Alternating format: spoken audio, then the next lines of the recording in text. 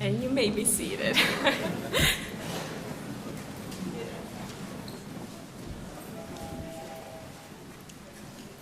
And next, it is my pleasure to introduce the President and CEO of the Old Salem Museums and Gardens, Mr. Franklin Bagnone.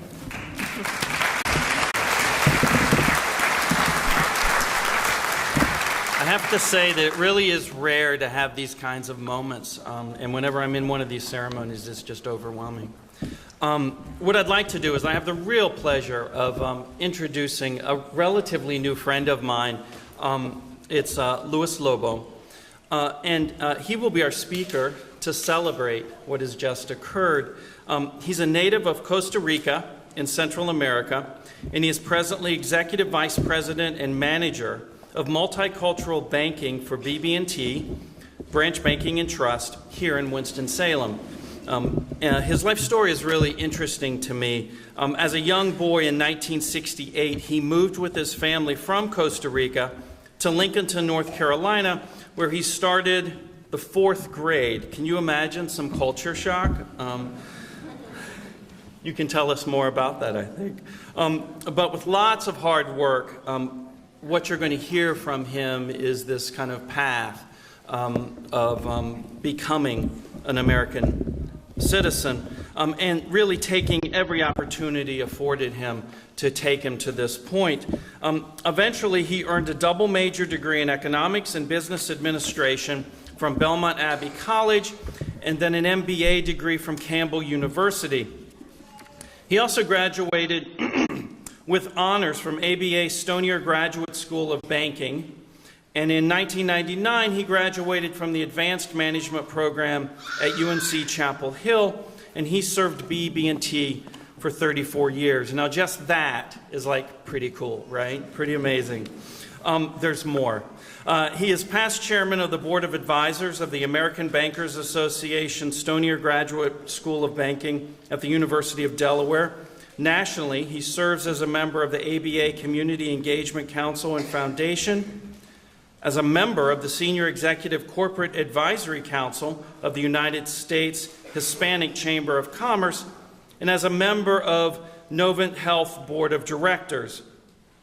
He's also volunteered and served on many professional and civic organizations. He lectures extensively at colleges, universities, and financial industry forums across the United States. He took the naturalization oath in Norfolk, Virginia, on the first anniversary of the attacks of 9/11, and his father became a U.S. citizen in the late 1970s.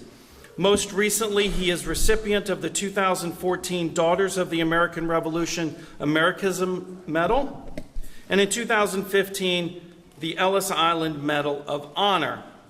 A complimentary copy of his book, It Is Your Attitude, which was published in 2004, is included in all of the candidates' gift bags. I'm really excited, really happy to introduce Luis to you, and I look forward to hearing what he has to say. Thank you.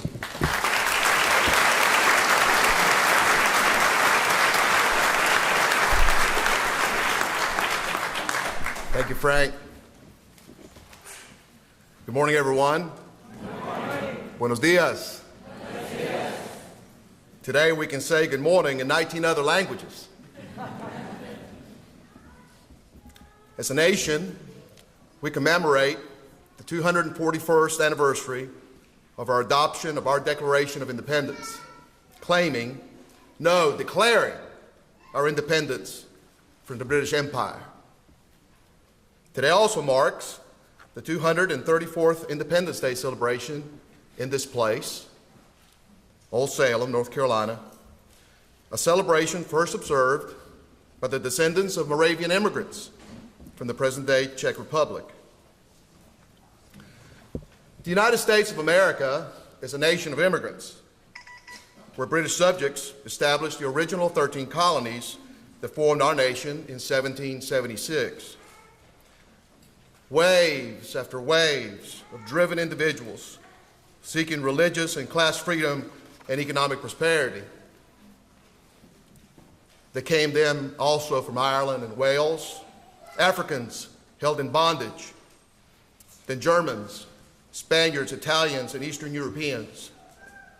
Our Jewish brethren came after the American Civil War, landing first at Castle Garden and later at Ellis Island in New York Harbor.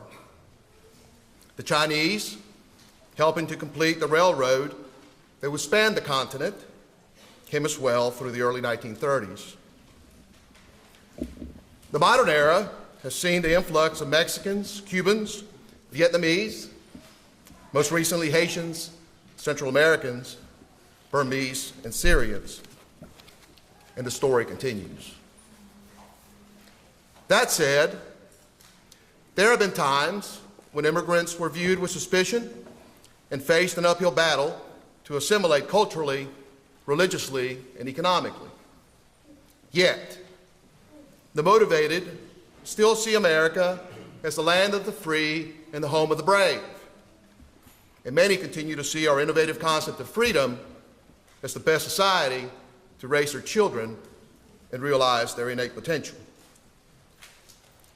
In time, wherever they originally came from, they became Americans. It is my humble opinion today that you have accomplished one of the greatest goals of your life. You've become an American citizen. Securing the goal of citizenship is not an end unto itself, but a beginning. Thousands have given their lives for you to have this right. During the American Civil War, patriots galvanized a quilt of semi-autonomous states into a nation, while at the same time freeing men and women held as slaves. American servicemen and women gave their lives during the First and Second World Wars to free Europe and Japan from fascism and monarchies. In the 1960s, many more served and paid the ultimate price in Vietnam, and most recently, they continue to serve in Iraq, Afghanistan, and other parts of the world. Freedom is not free. An American citizen has the right to vote for local, state, and federal representatives. It is our most precious right, and never let anyone deter you from it.